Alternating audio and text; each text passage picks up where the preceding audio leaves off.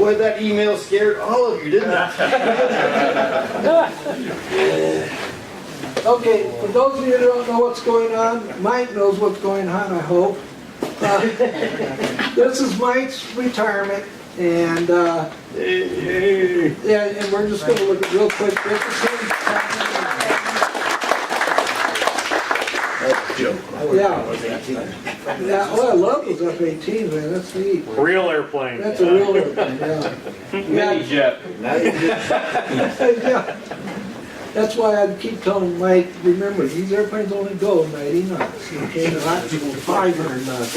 Keep that memory, because you're going to do it again. Yeah. And there was a lot of noise. It's probably just as well the sound isn't there because there was jets flying all over the place. I mean, they were We flying. planned it that way. Yeah, they The did. worst one was the V-22, I think. But it was right at the national anthem was perfect. Oh, okay. Landed right on cue.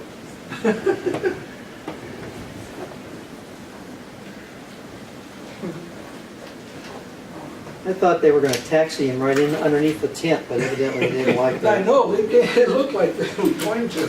That's a sharpshooter bird, isn't it? Yeah.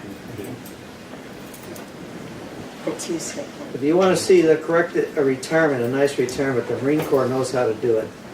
It's the best one I've ever seen, to be honest with you. Did it right, and yet it wasn't really too formal, but kind of relaxed, but it was done nicely.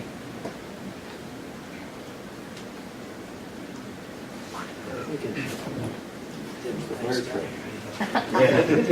I was looking.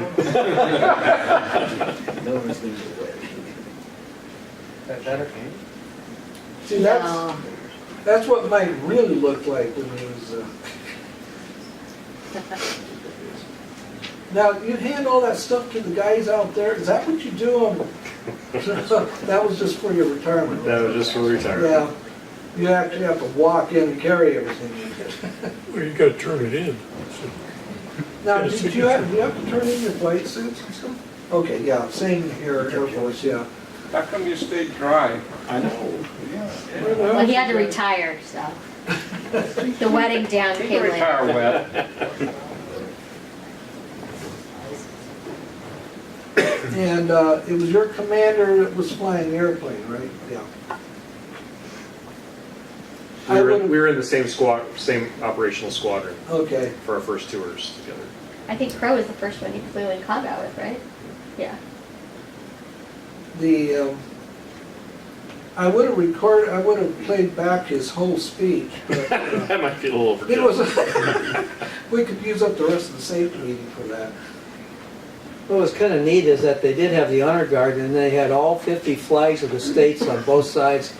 Aircraft parked in between those two, and all the festivities took place between the state flags and the audience.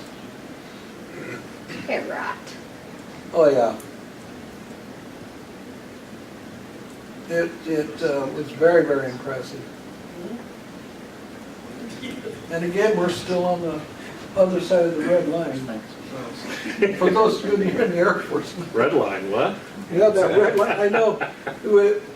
When you were sitting there saying, okay, we gotta get off those flight lines, I'm going, oh, yeah. They did have a remainder of a flight schedule to do. So. Yeah.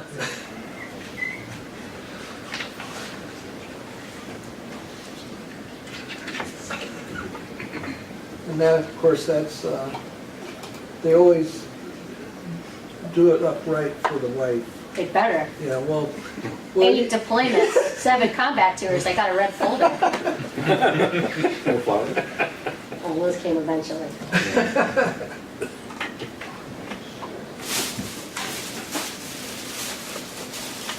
Now, did you give him permission to hug your wife? Hey, Crow was at our wedding, so.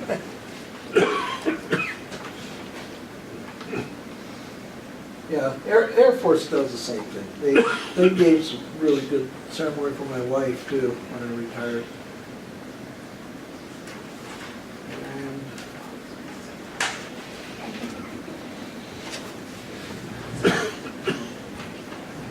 I don't know if you guys saw Darren in there too. Darren Chung, he's the other, he was a pilot. And he retired too, so. And that was the most important part of the whole thing right there. That's the cake. Yeah. And it was good too. Okay, any questions? That's the meeting for tonight? Signing autographs later. Yeah. Yeah, sign, yeah. Okay, all right. Let's get to where we're at. June 2018, the sign-in sheet is going around. Yes, Robert. Do you get to keep the airplane? What's that? Do you get to keep the airplane? I don't know. You know, the Aero Club up at Elmendorf, believe it or not, they had a tweet, F-15 up there, on their, in the Aero Club, right in the middle of all the Aero Club airplanes. It couldn't fly again because they bent it somehow, but they had it, and it used to be so funny when we go by the Aero Club up in Elmendorf up there, there's this F-15 sitting there, you know. And I can fly that? Wow. yeah, I know, that was really cool. Need a couple credit cards. Yeah. Okay, all right, I do want to do new people.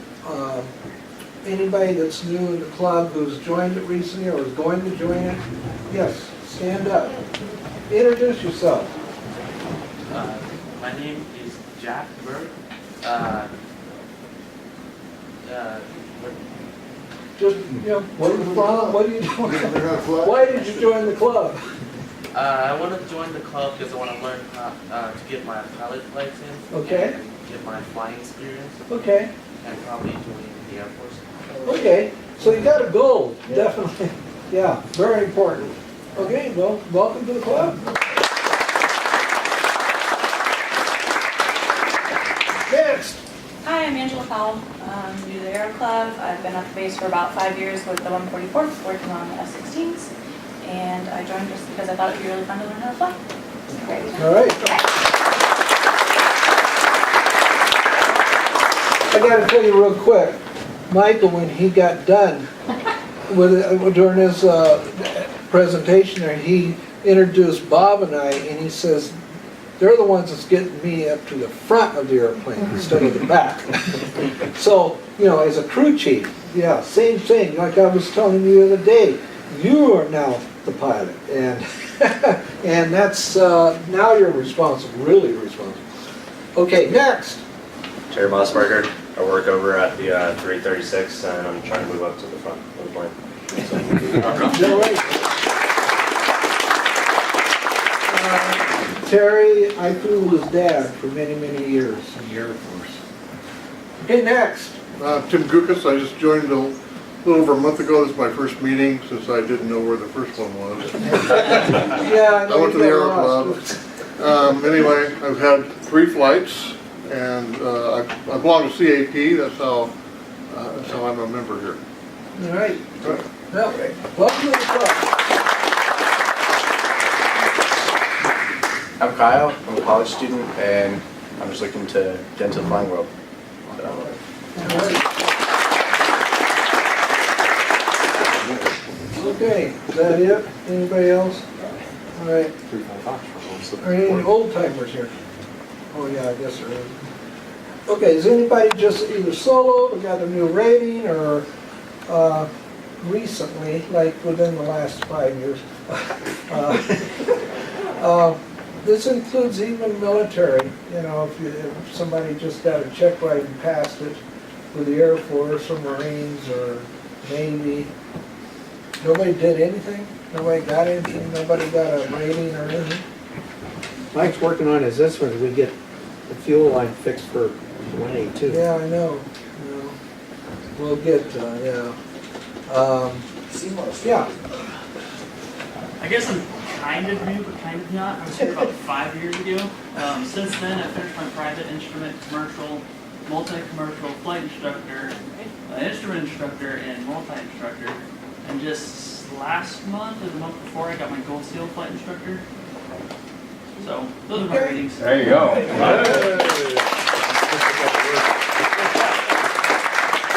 Well, obviously you need to have a little motivation there. Need a job? Yeah, yeah, no kidding. We like to hear that, yeah, and it doesn't matter, you know, even though you were years ago, it's still, you know, same thing counts. Okay, anybody else, anything done different? Who got violated recently? Anybody? Well, you know, actually, you never know. Okay, experiences, this is basically just anything that might have happened that would be worthwhile sharing with the rest of the club. It can be anything. This also includes an Air Force airplane, military, commercial airliner pilots, we'll even let you talk.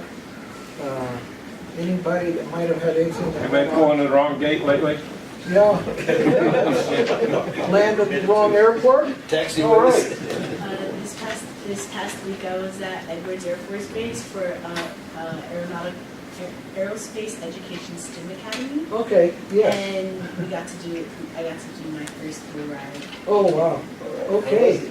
It was fun, I mean, because I already had like my first flying lesson, so it wasn't as hard to do my first flying lesson, so. But you knew what was going on. Yeah. That's good. That is really good, yeah. That's one that's because I know Bob, he'll fly overrides and stuff. This is for the Civil Air Brigade, and the cadets get to go up in the airplane and fly. So it's really a neat thing to do, I'll tell you. And you'll never forget your first flight. I still remember my first solo flight. And that was a long time ago. Okay, all right, Aero Club manager, he's going to talk shortly, very short.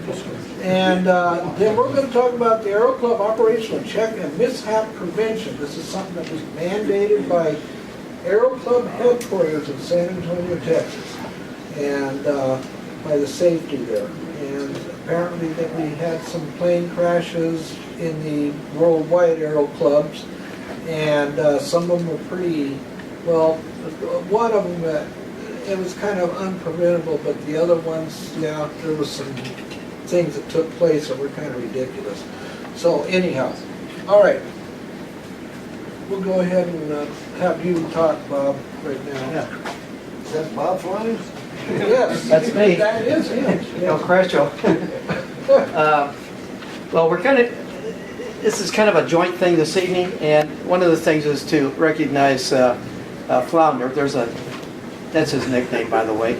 It is Michael Charney. And Amy, it was Amy who came into the club prior to December, and she says, I want my husband to take and get flying lessons, but I don't know what to do. And I said, well, he has to get started by buying a flight kit.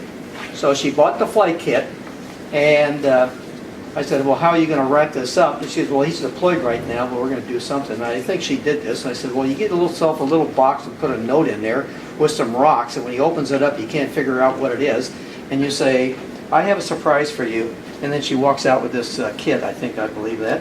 And that's what got Mike started. So since then, he's got his private license, his commercial, and he's working on his instrument. Am I correct? Multi-engine commercial. Yeah. So anyway, so that is. So let me just give you a little review of him, because he's kind of very quiet and he doesn't brag a lot, but I think he needs to be recognized on a couple things. And thanks to Amy, she's let him do this. He's made 7 deployments, correct me if I'm wrong. 8. 8 deployments?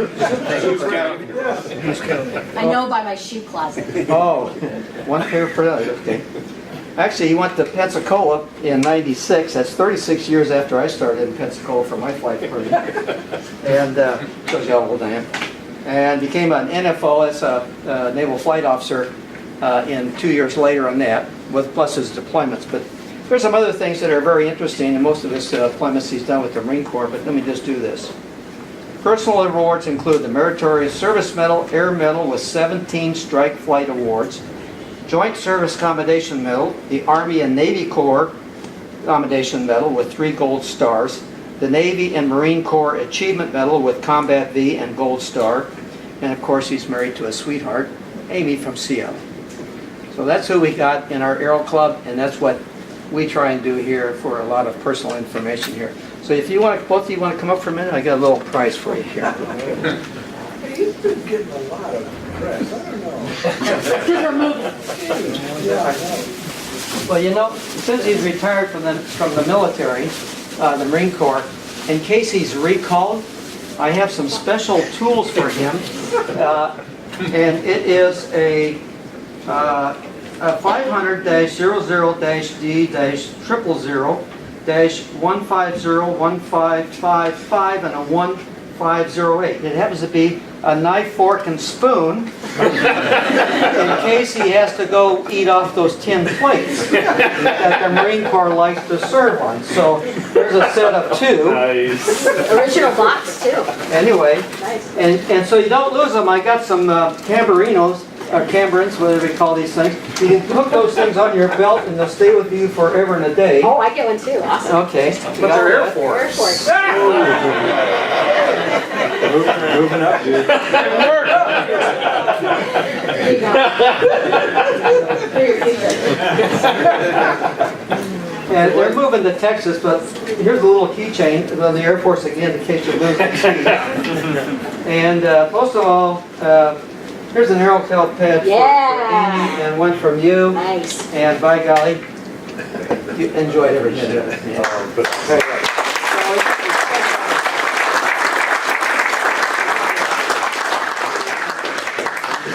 So he gets a special coin from the Aeroplus too. So Nice. anyway, we've enjoyed your time and we wish you the best when moving to Texas. I guess we have something else that's going around. I'll get back to you sooner or later here. But he has, the oldest daughter is going to go to medical school or vet school? She's going to Texas A&M and she's pre-med. Pre-med. And then the son wants to go to a high school that specializes in writing plays and etc. And both the kids are great kids. So, hey, wish you the best, guys. Real quick for the Aero Club, when we fly our airplanes, most of the T-34 guys, because they're low wing, they can do this. But when we fly the T-41 Alpha and especially the 182, get the ladder and clean the bugs off the top of the wing. They're baked on there pretty hard. And if they're baked on there pretty hard, then we have to use water and soap to get it clean. We can provide you that. We can provide you with some rags and stuff. Sometimes if you run out of the spray that's at the Connex, we'll take and replace that. And but if you can get those bugs off, it looks much nicer, and it keeps the next person happy because he doesn't have to clean up your mess. Again, the Connex, if we get down to 2 or 3 quarts, be sure and let somebody know. Somebody notified me the other day. I missed their text, so I was going to bring out a case of oil for to be used out there. I think it's we're talking about 100 weight. So I'll get that out tomorrow. And what else we got here? Credit cards. We had how many credit card failures this month? 20? Oh my gosh. Yeah, there's a slope. So if your credit card's expired and you're getting a new one, please call Roger and help him out, because when we put it in the computer, we're charged for that. And if we don't, then we have to put it back in and we're charged again. So our bill for last month was almost $420 just for credit card use. And that's why we stay with Visa and MasterCharge only. We don't go to American Express. They want 6.5%. So if you can help out Roger, we'd appreciate it. Just for maintenance again, last month we spent $5,500 in aircraft parts trying to get these back into shape. The 15 Foxtrot, we end up having to replace the flap rollers and some flap guides, roller guides. They had to be riveted back in. That's time consuming.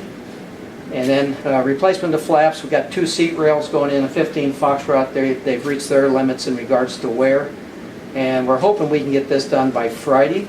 There's no guarantee. I think I have the airplane grounded for Friday. So if you're looking at flying for the weekend, be sure and call me, because I have to go back to maintenance and see where we stand for 15 Foxtrot. Then the next one will be the fuel selector for the 182. We got to get that thing fixed, and that's why we're putting in fuel every time we fly, 15, 20 gallons at a time, because to drain 80 gallons out of that aircraft, we just don't have that capability unless we just pour it on the ground. And then hazmat gets after us. So we're trying to keep it down to a reasonable rate. We have about 22 gallons in the right tank now that, or excuse me, in the left tank that doesn't want to feed very well, and we keep the other one up and down at the low end. So we can drain maybe 30, 40 gallons at the max. And that's why we only put in so much when we fly it. So just be aware, be cautious of that. Next will be 555. We had to change out all of the cabling for the ailerons and for the trim on 555. And that's a tedious job, and it's going to be even more tedious when we get them back in and try and reinstall those. It took 2 days just to get out the trim tab cables only. So they aren't very expensive, about $80 to $100 a cable, and we had to have 4 of those made up. That takes the longest, about a week for each two. We can't send them in until they come out. So they'll be started as soon as we get those other 2 aircraft going, and then we have to get back to 5.7, which has been down since June 1st, or May 1st, June 1st, I beg your pardon. So anyway, we're trying to keep up with maintenance. There's some different kind of scheduling going in to make everybody happy. And then we'll get back to 29 Foxtrot, we'll be back to 2 aircraft again. The problem is that 15 Foxtrot, it's over, since the beginning of the year, or basically in 1 year, we're flying over 300 hours just in 1 aircraft. Last year we flew, for the annual, we flew 1,425 hours for 2017. That's pretty high for this club, the highest that this club has reached, and most of all the other clubs that are in the system for the Air Force Aero Clubs. But it's up to you people who have done this and kept us in the black, and I really appreciate it, and we'll get on with our program. Okay, thanks, Bob. Okay. These guys here had a little problem. It was a few years back, P-51s. Obviously one landed on top of another one, or came close to landing on it. Air race or something like that? It was one of the air shows, yeah. I just saw it. And the guy down there on that bottom airplane was the lucky one. The guy that was already up, 90 degrees angle, he did not survive. You can see why. Yeah, of course he landed right upside down. The other guy, believe it or not, he stayed that position. The plane just scooted on its nose. And he was really fortunate to come out of that thing with no injuries. That was one of those things that, it happens. It happens when people aren't paying attention to their surroundings and all kinds of factors. Okay, this is basically what we were told to brief the following aircraft mishaps. This is basically the ones that took place with the Aero Club about a month ago now, I think it was. The period of 26 through 29 May is when these 3 accidents took place with other Aero Clubs. They don't identify which ones they are, although it's kind of easy to kind of guess on one of them because there was only one of them that had the type of airplane that they're talking about. Just to go through pretty quick, Cessna 182, the Aero Club experienced a propeller strike due to the pilot-induced hard landing, curling the propellers a 1/4 of an inch. No injuries were reported. Now, Bob, you got the briefings on these, so I did. On this one here, it was a porpoise. And just remember, if you're going to get into a porpoise, if you don't hold that stick back in your belly and add just a little bit of power, you're going to take and hit nose first, and that's just what happened on this one here. Absolutely no other cause of that is that pilot just let the yoke relax on his landing and he porpoised it, and that's what happened. So that becomes an engine tear down and a propeller replacement. Worth about $9,000 on the propeller if they buy a new one, and the tear down anywhere from $8,000 to $15,000 depending on what they have to do. The porpoising is when you land on the nose wheel first. And it will just cause the airplane to start porpoising. Power is the most important thing on that one. Just hit the power and come out of it and do a go-around. I've done it. I've come in a Cardinal. I don't know how many of you know what a Cardinal 177 is, but it's a super neat airplane. But it's a airplane that has an offset wing, like Cessna, high wing, but you can actually see all around you because you're in forward of the wing. And nice airplane. I have a friend of mine that owns one. It's an RG with a retractable gear, and I like buying that thing. But that thing used to porpoise really bad when they were new. And if you let the thing porpoise too long, the firewall will actually bend from the nose gear being pushed back. And eventually, if you let it go, the thing can flip over upside down. So that's why when you go up in the 182, and if you're going up with Jerry, pay attention to what he tells you. Okay, next, Beechcraft Baron. Let me just go back to the 182. Yeah. The key to the porpoising thing. There are some good videos available for AOPA on landings and takeoffs. Be sure and review some of these things. If you got questions, be sure and ask an instructor to help you out. Some of these accidents are really preventable, and there have been some others we're going to discuss here. One recommendation was to show a video in regards to takeoff and landings. It becomes too intense in the length here. We'd be here for 2 hours on the discussion. So we're trying to hold it to an hour, hour and 15 minutes. But just be aware that there are videos. If you have questions in regards to that, ask an instructor, ask Roger or I, or take and review these through AOPA or any other website. AOPA has some really good videos. Also, too, if you just Google, you can get some good videos. Oregon King Schools has some really good stuff. I mean, we have a wealth of this stuff. I mean, when I first started flying, we didn't have nothing. We got a black and white book by Jefferson, actually it was Sanderson's, and had little tiny pictures in it, and that was about it. Nowadays, goodness gracious, you've got almost the same kind of training as you can get in the Air Force by going to flight school. Maybe the Marines too.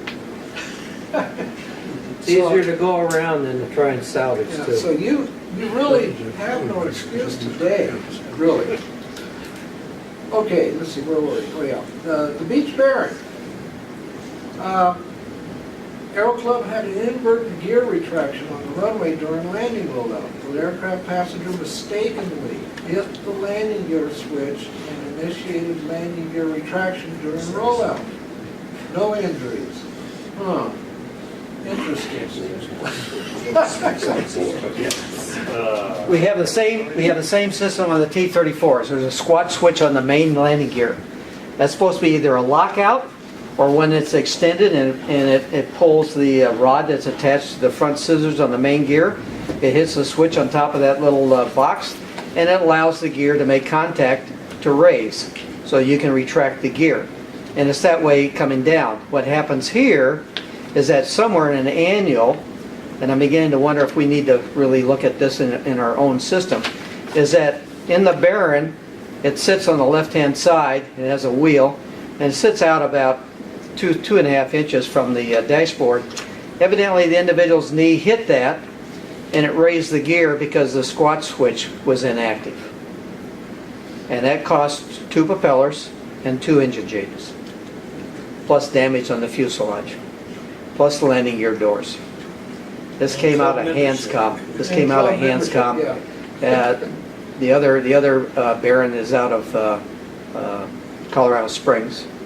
So it's easy to do. It happened to me with an individual that I was flying. I picked him up to take him to a Bonanza school at Deer Valley in Arizona, and I'm about ready to take off, and all of a sudden I hear the warning horn, and I'm trying to look what's going on, and I reset a couple circuit breakers, and I didn't quite notice it because of the way the yoke sits, and it sits from a center post out and it extends out. So I taxied back to where the FBO was, is on a Sunday afternoon, and shut down everything, the electrical and everything, and I'm looking, and the gear handle is in the up position, and it's a pull out and pull up type thing. So his knee hit it, and evidently this individual, he likes flying with the yoke sitting here about 10 inches from his belly. And I asked him, I said, do you fly like this all the time? And he goes, yeah. I said, what if you need full throw? He says, oh, I can probably get it there. I said, no, it's not going to work. But he was sitting so close to the front of the instrument panel that his knee hit my landing gear switch. Luckily, my gear switch was working. So that's the story on this one here. Any questions so far? Okay, the third one, Cessna 172, or like our T-41As. Aero Club experienced a propeller strike due to wind shear, driving the aircraft to the ground. The propeller was damaged and bent 1/2 inch. No injuries reported. Okay, we'll go into that a little more extensive here in a couple of minutes. Okay, back on the 182, hard landing. Okay, just as you got up there, go-arounds are free. Hard landings that result in pulp strikes are not. In other words, it costs money to fix those kind of things. Mishaps resulting from pilot error are 100% avoidable. Prop strikes and sudden engine stopping required engine tear down, like Bob said, replacement costing around $15,000. The FAA can come in, we'll look at one real quick that happened to us, but the FAA can investigate and they can do some damage to your license. If they find that there's, negligence. That's just something to kind of keep in your mind. On the Beechcraft, gear retraction. Bob explained what happened. What they're putting out here as far as the safety offices is there are things that the pilot can do to help prevent accidents. And how many here know about the PAVE vernaculars? I'm sure many of you do. Pilot, your experience, the currency, physical condition. Have you flown recently? I know we've done this over and over again throughout the years of this safety meeting where we talked about just because you meet the FAA requirements does not mean that you are safe to fly the airplane. If you fly once every 90 days or 89 days, that's really not a safe way to be flying. You students, when you're still under 200 hours, the Air Force says every 60 days. And there's a reason for that. FAA does not have a restriction as far as under 200 hours, but Air Force does have that with Aero Club airplanes. So once you get your license, until you hit that 200 hour mark, you will have to fly that airplane at least once every 60 days. It's a good idea to probably stay in that same mode after you get your 200 hours. At least as much as you can help it. Even David flies his airplane. Well, your brother flies your airplane. More time than I do anymore. Yeah, David can't ever fly his airplane. After Saturday. I got a flat tire. Really? Yeah. Oh, gee. Okay, aircraft performance. Oh boy, I tell you, if you switch airplanes or you fly different airplanes, you got to stay on top of it with the type of airplanes you got. If you're flying an airplane that the gear comes up on, you really have to pay attention to that. I have known people who, in other places, who flew a Cessna 172 for many years, and then they got themselves a Bonanza. And within about a year and a half, the individual came in with a gear up. Because he was so used to flying the 172 with a fixed gear that he just absolutely didn't remember that. My airplane, I've got a switch on mine for landing gear. Oh, yeah, Just to keep practice doing that before practice. you get multi-engine.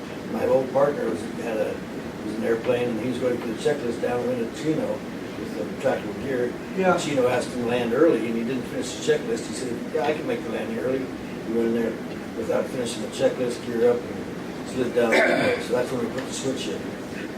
you know, that's a good idea. How many of you know what the GUMP checklist is? Yeah, yeah, what is it? Gas? Yeah, mixture problem.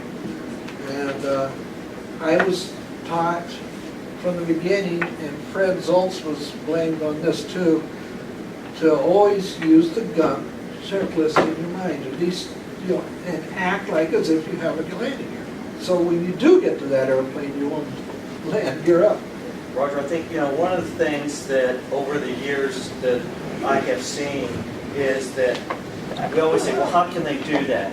But what normally happens is something in their normal routine gets, you know, they get interrupted from their normal routine. Like, God, you know, hey, can you, you know, do a closed pattern real quick? Yeah. It's always something that happens. They get out of that routine. So, you know, one of those things that you can have to prevent that is if you get interrupted in your landing checklist, rerun that checklist. Yeah. And most guys that I've flown with that have retractable gear, one of the things they'll do is on short final is they'll do like mixture prop gear again. So MPG, it's something just remember in your mind is that before I land, mixture prop gear.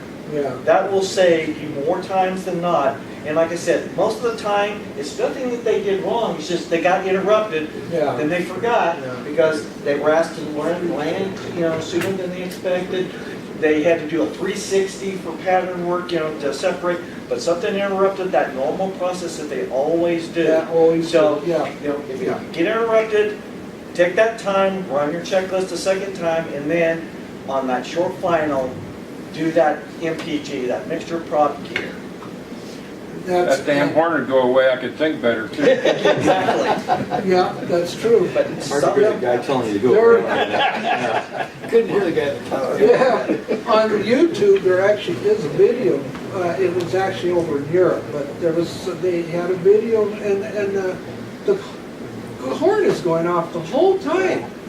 And literally, they just took their ring, just landed it, and you could hear them scraping on the ground, and the guy's going like this, you know. And it's amazing how it can be so subtle.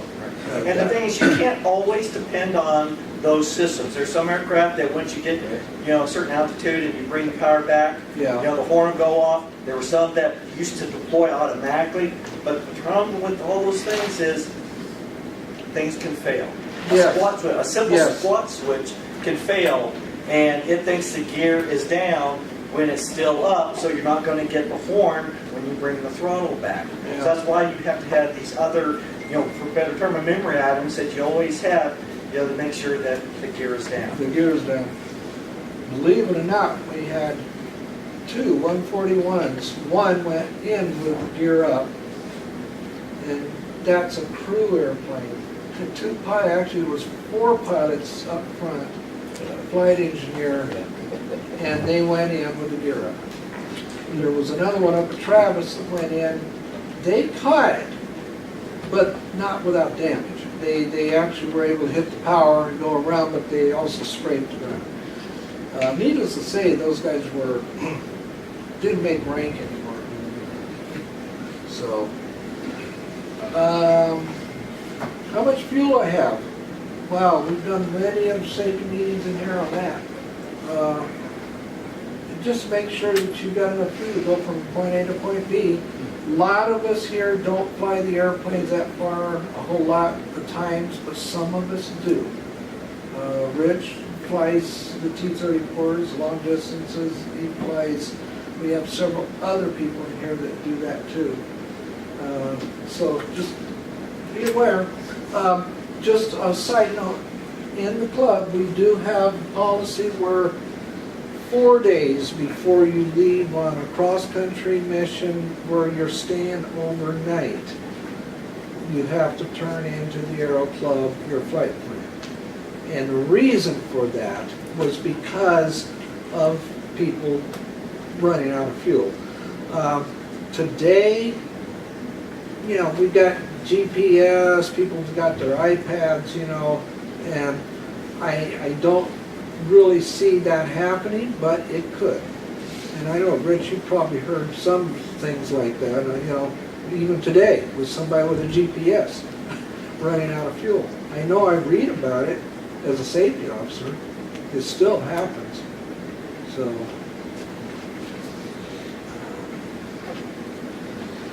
well, let's see. Aircraft performance, of course. Just be aware of density, altitude. How many here like to go to Big Bear? Only in the winter. In the wintertime, yeah. Early. Yeah. I know some people won't go up there in the summertime. I did many years ago, and the instructor took me up to Big Bear in a Cessna 150 during the middle of the summertime. And that's real quick. Yeah, we actually had to fly down the lake and then over the dam, yeah. And, 150 makes a better boat too. yes, it does. It actually does. Small weight. Yeah, small weight, yeah. The less damage when you hit a boat too. Okay, the B actually stands for environment or environment. I know the first thing you think of is EPA when you see that. No, it has nothing to do with EPA, Environmental Protection Agency. It's not just weather. It involves a whole mess of other things too, like the runway environment, the airport environment. Where are you flying? Are you flying over mountains or are you flying over the desert? That E environment one involves just a whole gamut of things. We tend to just think of that as being weather, and weather is a major thing. You know, how many people have gotten caught in weather and never got out of it? We even had a famous pilot fly into weather, and his plane, his 210, just broke apart because it flew right into a thunderstorm. And nobody could figure out why he did that. You know, the guy who used to fly the X-15. Weather can get you. But so can many other factors. Going into an airport, when I was getting my commercial pilot's license, my training was up northern California, up on the northwestern part of California where the redwood trees and stuff are. And my instructor used to take me into airports that were just unbelievably out in the middle of nowhere, among trees and mountains and everything you can think of. And some of the airports actually sat right on top of mountaintops where it just dropped off on both ends of the runway. So you made sure you had to get in there. Others were down in the valley. And of course you have to be aware of winds and stuff like that. Civil Air Patrol does fly their airplanes down in places like that for search and rescue.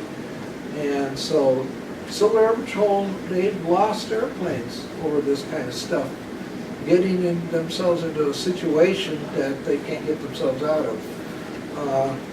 Environment, it's everything around you, situational awareness. Every place you fly into. While I was flying to the Air Force, man, oh man, that was a biggie. Because we used to go into places that were very, you know, questionable, wondering why we went in there.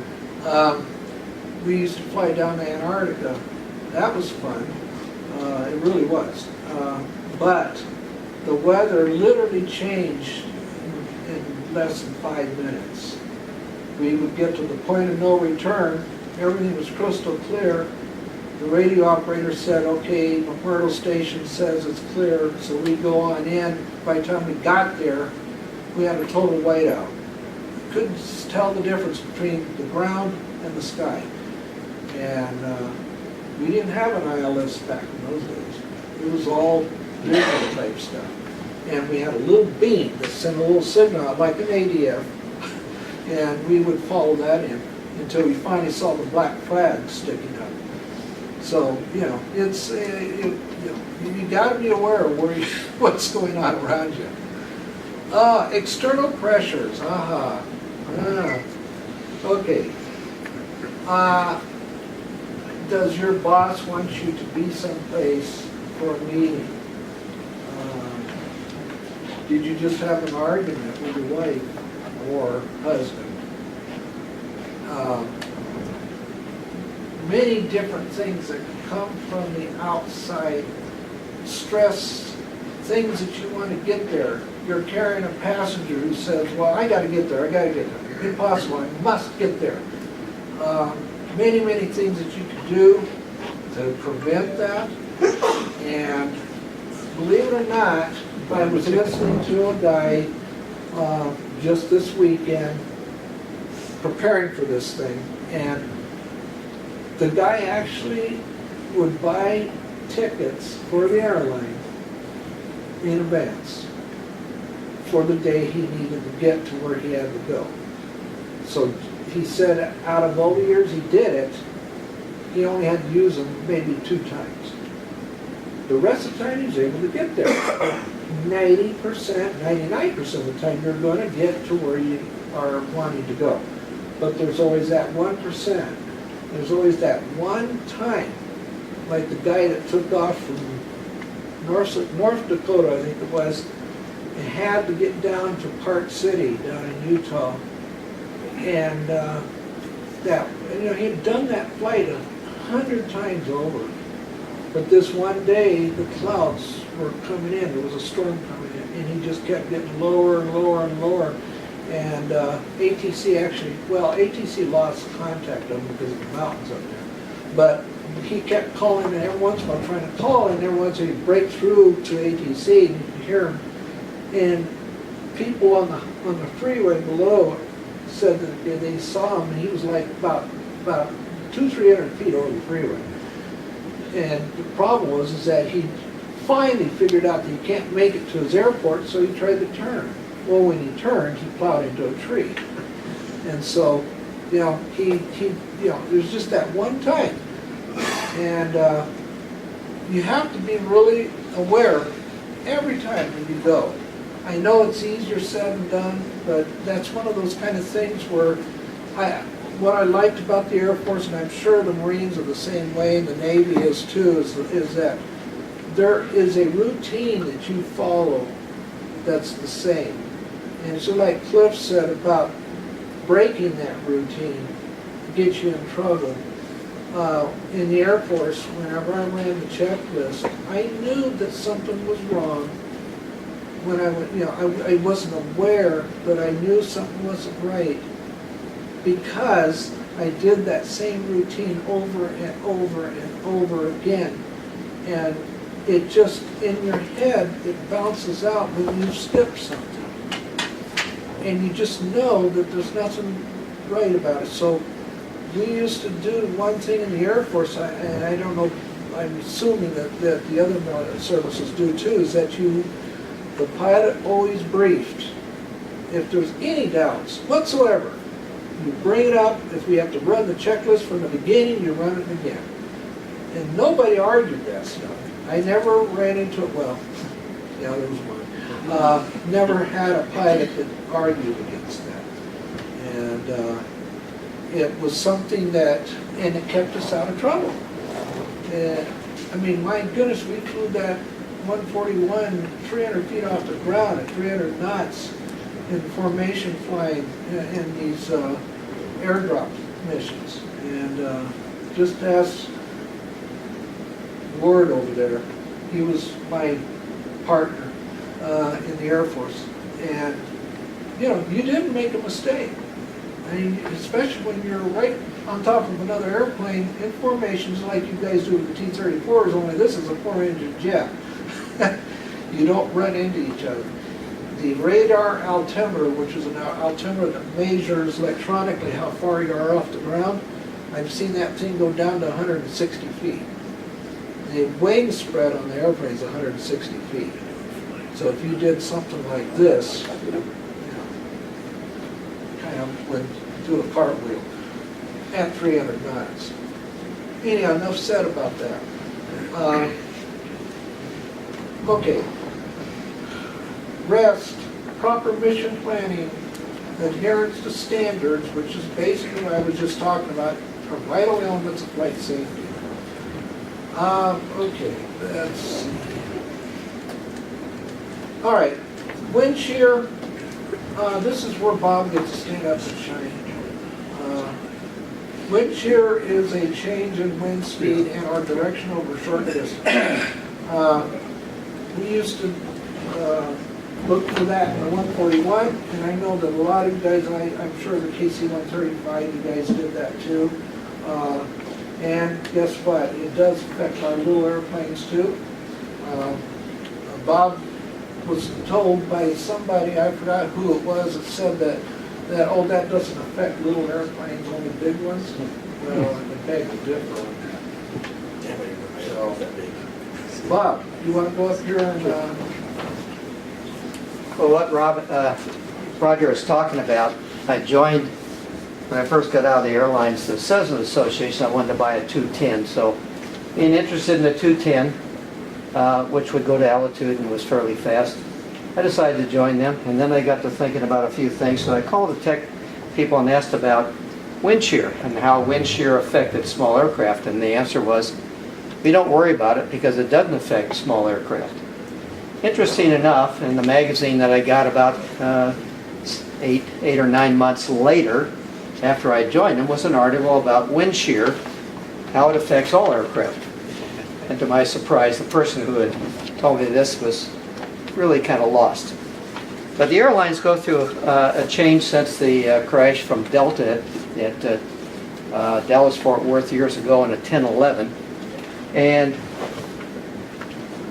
with that, the airlines have gone through a lot of testing. There's been a lot of information in regards to wind shear, what causes it, how to take and recognize it. And if you're familiar with Denver, Colorado, there's about 6 or 8 sensors around that airport because the winds change drastically when the winds come up and you get thermals and high cumulus clouds and downpours.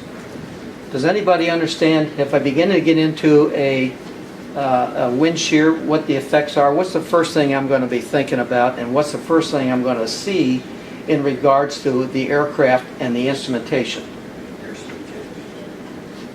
Airspeed changes. Okay. Anything else? You may see some fluctuation. You're going to end up, it's going to feel like you're in a burble. You're going to feel the airplane start shaking around. Airspeed's going to start jumping, what have you. And is that as we enter or as we in the middle of it, if we're in the middle of this thing? It's basically when we start to enter a wind shear. So as we start to enter it, we start getting the burble out on this side here as we continue the airport, if this is the airport in the center of this thing. And the next thing you know is we start descending fairly rapidly. So what's the next thing we're going to be looking at in regards to operating the aircraft to get out of this thing? Pitch and power.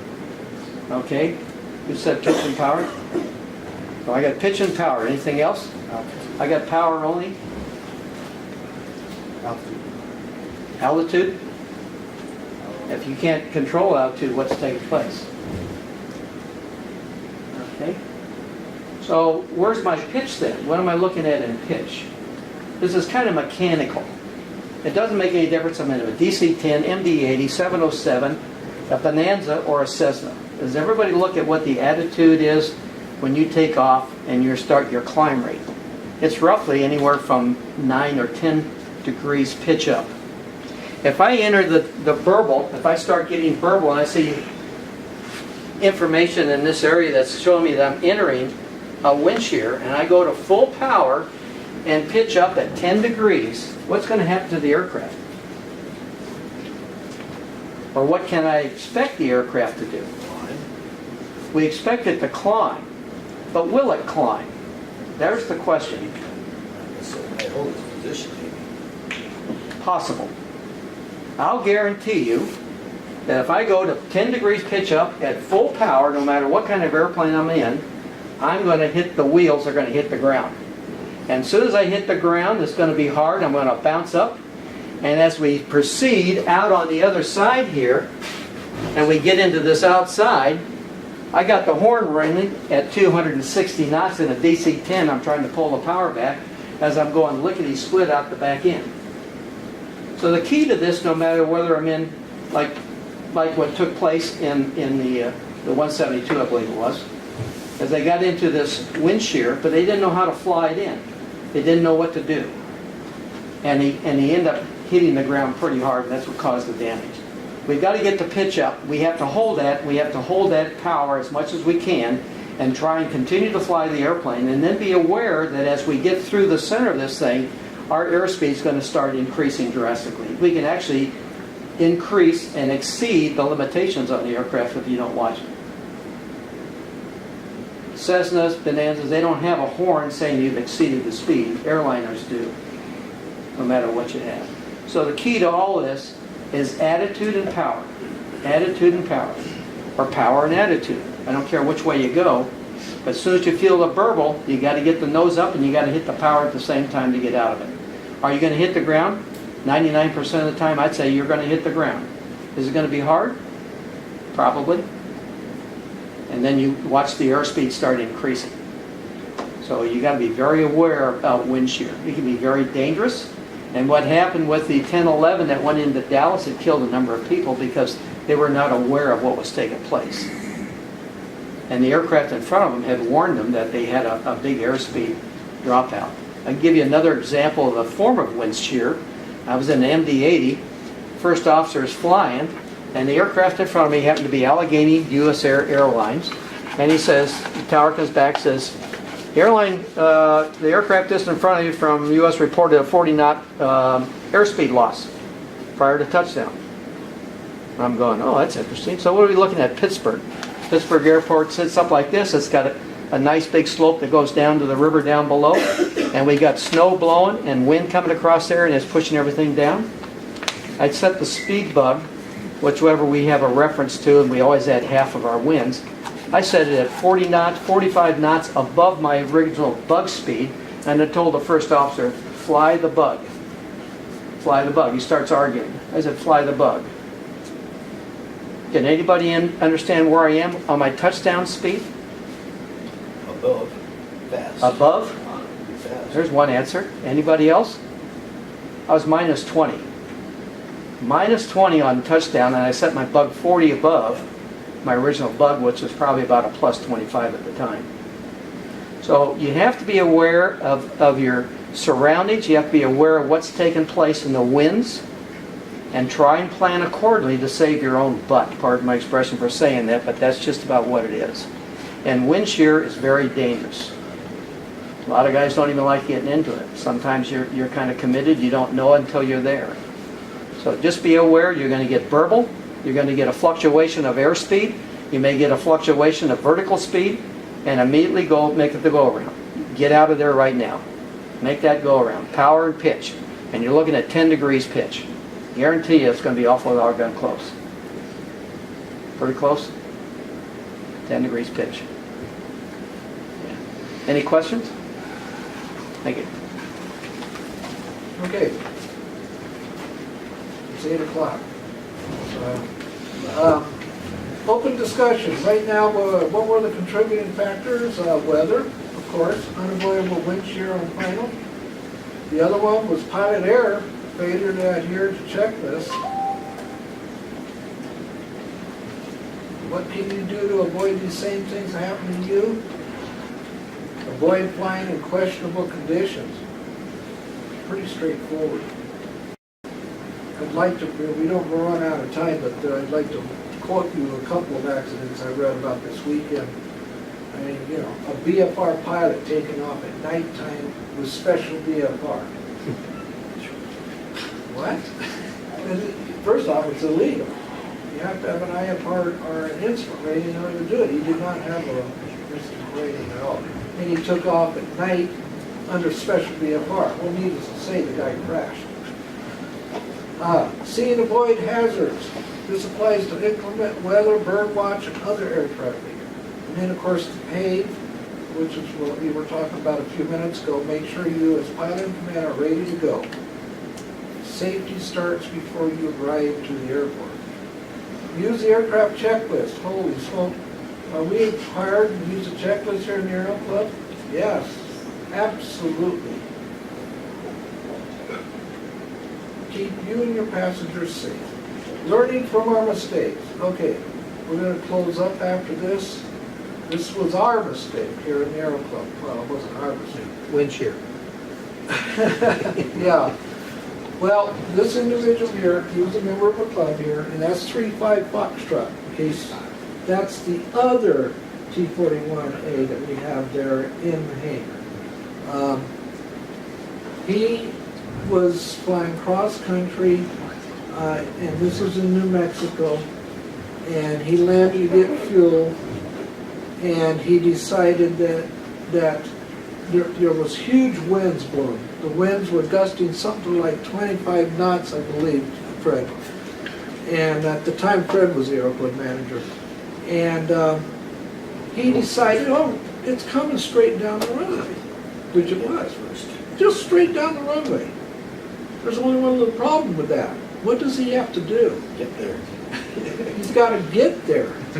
And that's when he started taxiing out there. This wind is gusting 25 knots.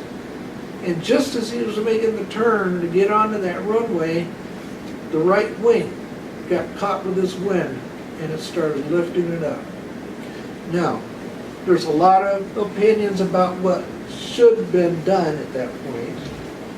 But the one thing I think was a mistake is he stepped on the brakes. Well, guess what happens on a tricycle gear airplane? That wing just went right on over, and that's exactly what happened right there.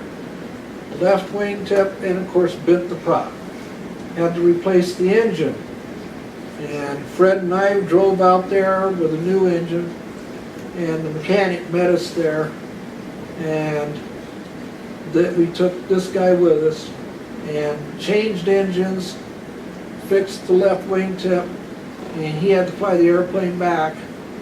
The fun part of the thing was being able to drive his van in one of those really super, you know, what, F-450 vans that had a self-starter on and stuff. You know, while he was flying the airplane back, Fred and I had fun driving back in that thing. But anyhow, it wasn't much fun for the Aero Club because what, it was about $15,000. Yeah. And so this is what our mistake was, or at least one of our members had the mistake of. Just to let you know, remember I said earlier about the FAA getting you in trouble over things like this. Because the pilot, who at least he did use his mind there after the accident, he got out and took about 30 pictures of the airplane.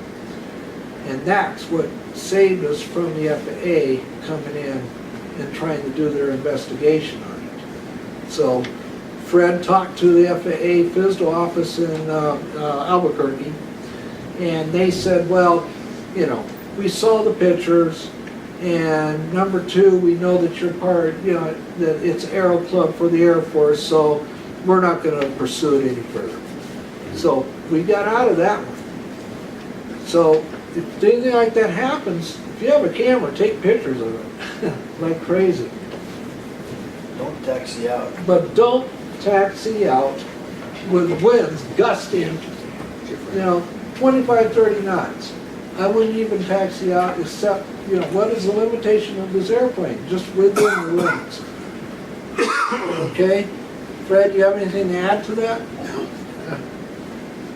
Okay. It's not considered an accident either.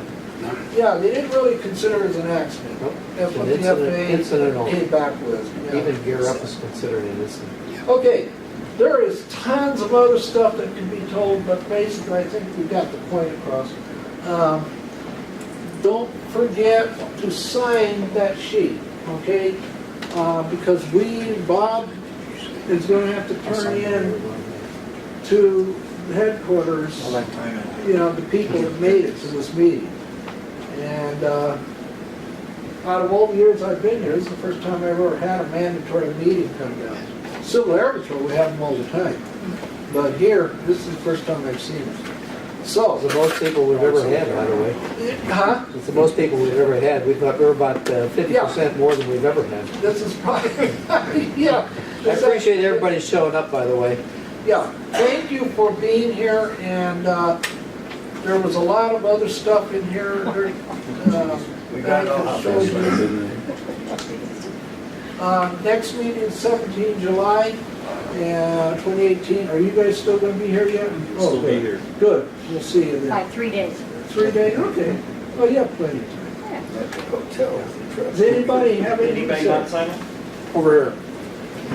This way. We may try a pizza prior to that meeting if we just have an RSVP. Yeah. And then people just bring sodas and what have you. Yeah, If we do we it are in the patio due. out here, sometimes that's kind of fun. We haven't done that for a while, We so haven't done it in a we may while. try a pizza feed starting at 6 o'clock and the meeting going at 7 for July. And we are due to have a barbecue at the Aero Club too. We haven't done one in a while. So that's, if we do that, we need cooks. Because Bill Cooper is now gone, who was our cook before. And so we need new cooks who know how to barbecue hamburgers and hot dogs, and we even invite the wing commander to it. So oftentimes they show up. Okay, we're done.